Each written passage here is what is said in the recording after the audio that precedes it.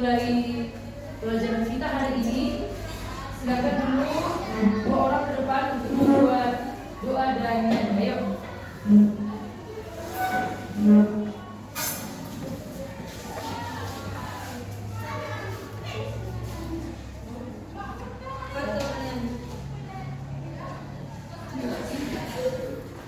Ya, dari gedung jemaat 424 ya. Yesus menginginkan daku. Yesus menginginkan daku.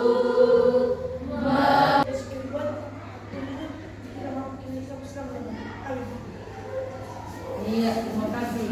Amin. Baiklah, anak-anak kami,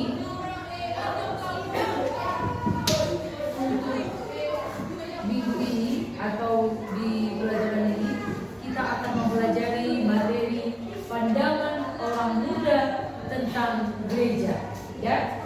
Pandangan orang muda tentang gereja. Minggu kemarin apa kita pelajari? Gereja yang ya kan? Baiklah, untuk tujuan pelajaran yang akan kamu capai karya Allah melalui perubahan-perubahan baru yang dihadirkan oleh gereja di tengah-tengah dunia. Yang kedua, apa tujuannya? Memiliki perhatian untuk berkarya bagi gereja tanpa merasa khawatir bahwa mereka terlalu muda atau kurang pandai bicara, ya kan?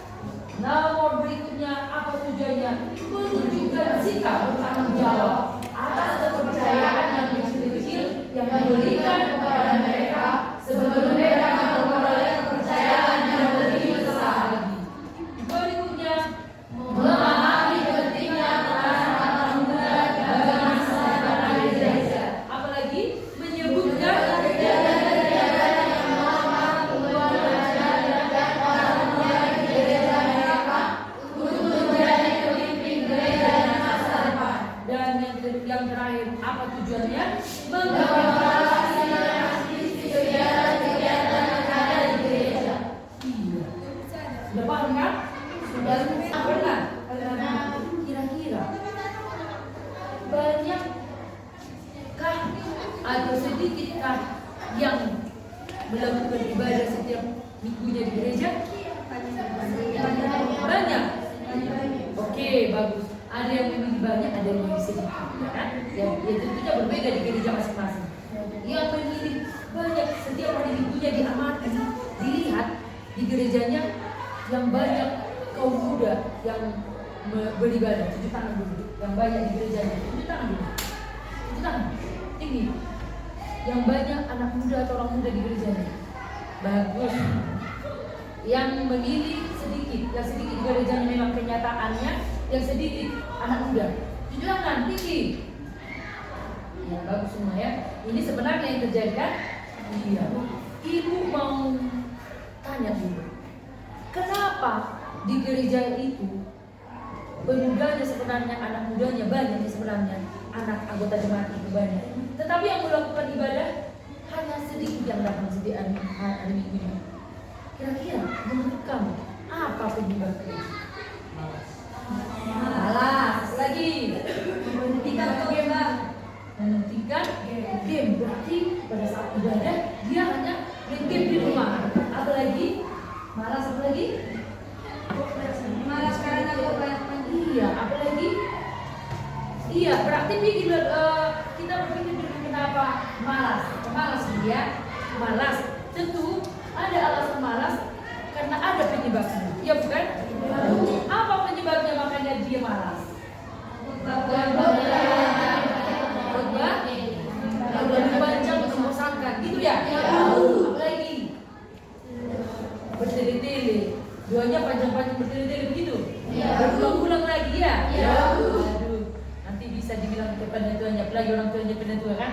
Pak, tak usah dulu bertele-tele, panjang-panjang, apalagi dua warta jemaatnya, titiknya, titik ya kan? Sampai panjang kali, udah panjang berulang-ulang lagi ya kan? Telah belajar sebagai orang Kristen yang mengenal Kristus, kamu seharusnya bagaimana? Kamu seharusnya merdeka. Artinya merdeka bebas-bebasnya gitu ya. Merdeka, bebas pikiranmu itu tidak dijajah lagi pikiranmu itu. Bebas kamu dalam hal beragama, dalam hal melakukan ibadah ke gereja. Ya kan? Itu. Jangan karena ini, karena takut, karena dipaksa, karena ibadah dan sebagainya. Itu sebagai orang Kristen. Sebagai remaja yang baik. Mau semua jadi remaja yang baik? Mau? Iya. Jadi orang yang baik itu, orang remaja Kristen itu, artinya harus mendekatkan diri kepada Tuhan, menyadari bahwa hidupnya ini bisa dia sampai ke titik itu oleh karena berkat Tuhan. Artinya tulus dia ke gereja, tulus dia beribadah, bukan karena paksaan orang lain, bukan karena ketakutan dan lain-lain. Paham? Paham? Jadi kalau kamu beribadah, melakukan pujian dan doa kepada Tuhan, apakah Tuhan senang? Senang. Berarti kamu tulus kan? Orang yang tulus hatinya akan mendapat kembali berkat. Ya? Seperti itu ya? Iya. Kamu harus terus-menerus mencari apa yang harus kamu lakukan, mencari jati dirimu, mencari siapa kamu sebenarnya, mencari apa yang kamu laksanakan pada masa mudamu ini untuk mencapai cita-citamu ke jenjang yang lebih tinggi lagi. Masih banyak kan yang harus kamu lalui kan? Dalam perjalanan hidupmu ini, apa yang perlu? Siapa menjadi tokoh idolamu? Apa yang perlu kamu pegang untuk meraih masa depanmu? Yaitu firman Tuhan. Apa? Firman Tuhan. Iya. Jangan menjadi pemuda yang kosong. Jangan menjadi pemuda yang serupa dengan dunia. Jangan menjadi pemuda yang membuat dunia ini menjadi tiruan atau teladannya.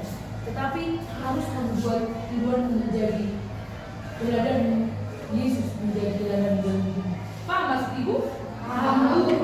Kenapa ibu bilang seperti itu? Ini coba dulu di Allah. Emily?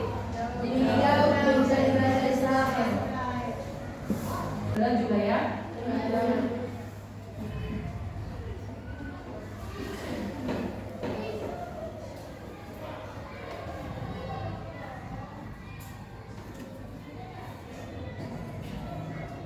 Tuhan mengutus Nabi siapa katanya? Samuel. Supaya mencari seseorang menjadi raja Israel yang menggantikan raja siapa teh? Saul. Iya, Raja Saul. Menggantikan Raja Saul ya. Sehingga ia pergi ke kota Yerusalem. Ada kesalahan sistemnya. Dia mengadakan upacara pengorbanan kepada Tuhan.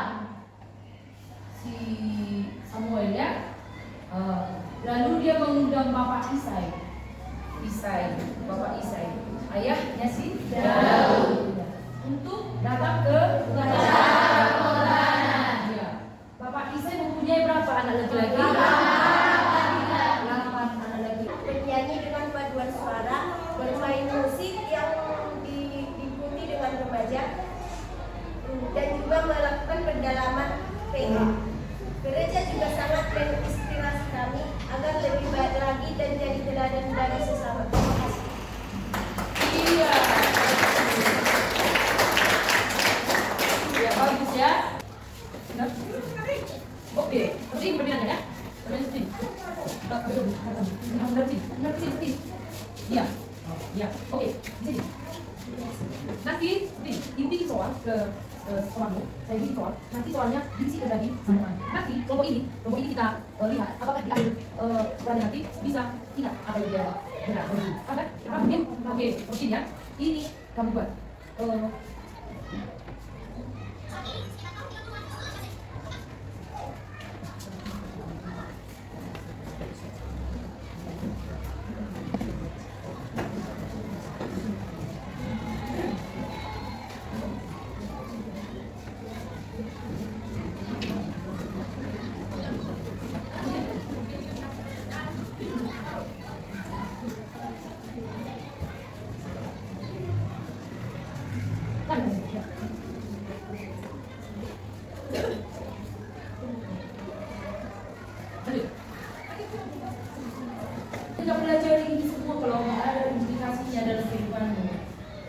kita pelajari ini harus ada faedahnya sama kamu, harus ada tujuannya.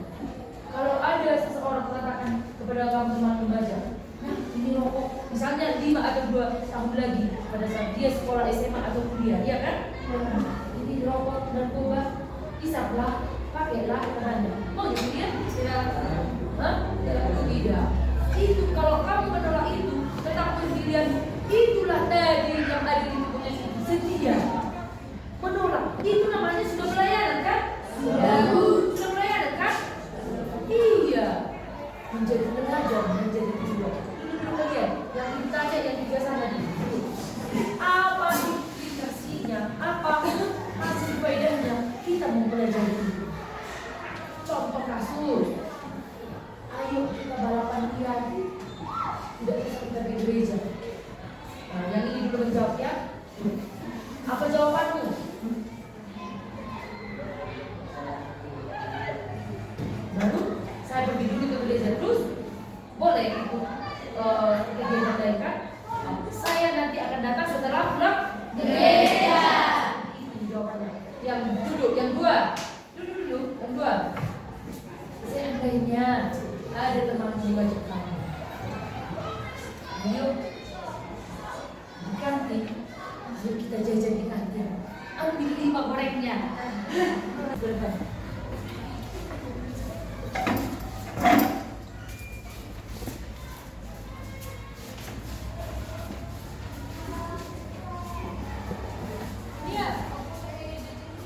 Oke, kita lanjut. Sebagai evaluasi atau penutup, apakah kamu menguasai materi ini atau apakah kamu mengetahui hasil materi ini? Ayo kita buat dulu. Jauh di diri Tuhan. Apakah karena ketulusan hatinya? Jauh. Dari antara sekian banyak tadi, 8 orang saudara-saudara, dilihat dari bukan dari yang dilihat mata manusia, yang di depan manusia kan? Ada bahkan yang lebih tegak, lebih tampan, lebih gagah, yang cocok sebagai raja, ya kan? Tapi Tuhan bukan memilih itu. Tuhan memilih ketulusan hati jauh. Makanya dia terpilih. Kamu tadi bilang supaya kamu terpilih di antara sekian dan terpilih di antara beberapa orang. Berarti kamu yang terpilih. Oleh karena itu, kalau kamu memilih seperti itu, oleh karena itu hendaknya hati tulus dalam beribadah kepada Tuhan. Mulai besok kamu beribadah, kamu tentang ini. Yesus memanggil Andreas. Kita coba di satu judul ya. Jadi ini Yesus memanggil Andreas ini. Kamu buat dulu. Sudah ada ibu buat. Kamu buat dulu ringkasannya apa yang penting-penting. Baru ibu buat nanti berbagai kelompok. Mana yang kamu bahas? Apa yang kamu bahas di soal dalam dulu? Paham? Paham. Oke. Tugasnya di rumah dikerjakan. Itu soal yang ada 10 di halaman di buku terakhirnya ada itu 10 soal. Tolong dikerjakannya. Ya. Minggu depan ibu buat penilaian. Oke. Oleh karena itu untuk menutup pelajaran kita satukan hati kita bersatu di dalam doa.